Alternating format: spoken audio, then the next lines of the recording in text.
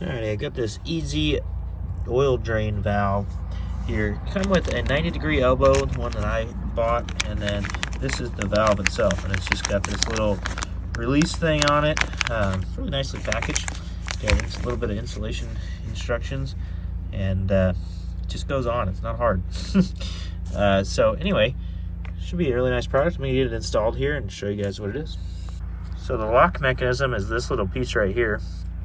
When it's closed, it's down in this groove, and then when it's open, it's not grooved, but there's a groove for when it's closed to keep it closed, and then it's just a little ball valve. So pretty sweet.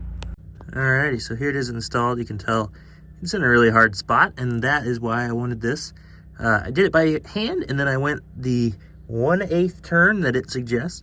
This doesn't need to be tight. It's got a really nice gasket on it, and so it doesn't need to be extremely tight. So you over tighten it, you're probably gonna break it.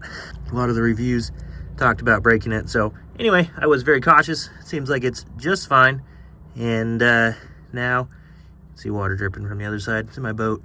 But now I'm ready to do an oil change. It's gonna be super nice and easy.